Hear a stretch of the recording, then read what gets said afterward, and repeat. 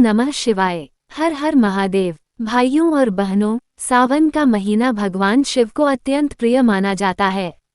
इस महीने का प्रत्येक सोमवार शिव भक्तों के लिए विशेष महत्व रखता है। भारत के कई क्षेत्रों में एक लोकमान्यता प्रचलित है कि महिलाएं सावन के सोमवार को पूजा से पहले बाल नहीं धोती। कहा जाता है कि ऐसा करने से पूरा ध्यान भगवान शिव की भक्ति में लगा रहता है।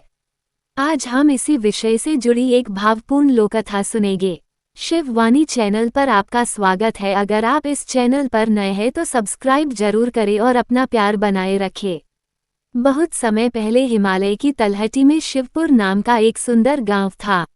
वहां रहने वाले सभी लोग भगवान शिव के परम भक्त थे। सावन का महीना आते ही पूरा गांव हर हर महादेव के जयघोष से गूंज उठता था।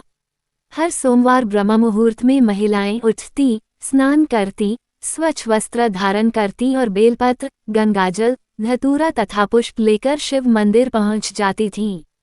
उसी गांव में गौरी नाम की एक नवविवाहिता रहती थी। वह बहुत सुंदर, विनम्र और धार्मिक थी, लेकिन उसे अपने लंबे, घने और चमकदार बालों पर बहुत अभिमान था।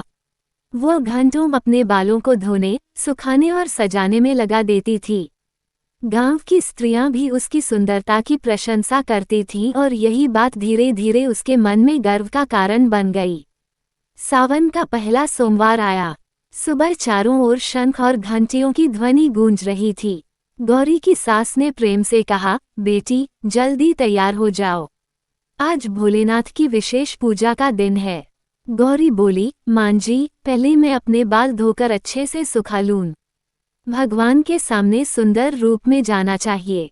सास ने मुस्कुराकर कहा, बेटी सुंदरता मन की भक्ति से होती है। यदि विशेष आवश्यकता न हो तो पहले भगवान शिव की पूजा कर लो, फिर आराम से बाल धो लेना। लेकिन गौरी ने उनकी बात नहीं मानी। उसने सुगंधित जड़ी बूटियों से बाल धोए। फिर उन्हें सुखाने और संवारने में इतना समय लग गया कि जब तक वो मंदिर पहुंची आरती समाप्त हो चुकी थी। भक्त लौट चुके थे और पुजारी मंदिर के द्वार बंद करने की तैयारी कर रहे थे। गौरी की आंखों से आंसू बहने लगे। उसने शिवलिंग के सामने सिर झुकाकर कहा, हे भोलेनाथ, मुझसे भूल हो गई। मैंने आपकी भक्ति से पहले अपने श्रृंगार को महत्व दे दिया।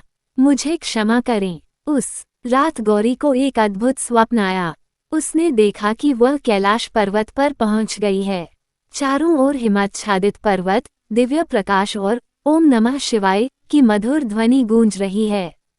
सामने भगवान शिव और माता पार्वती सिंहासन पर विराजमान हैं। गौरी रोते हुए उनके चरणों में गिर पड़ी।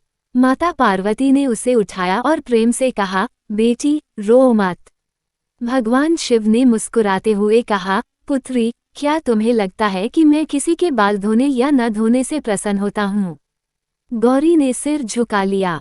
भगवान शिव बोले, मैं केवल अपने भक्त का प्रेम, श्रद्धा और समर्पण देखता हूँ। लेकिन जब कोई भक्त पूजा का समय छोड़कर बाहरी श्रृंगार में अधिक समय लगा देता है, तब उसका मन भक्ति से भटक जाता है।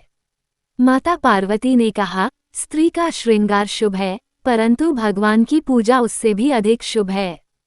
इसलिए अनेक स्थानों पर यह परंपरा बनी कि सावन के सोमवार को पहले शिवजी की पूजा की जाए और उसके बाद अन्य कार्य किए जाएं।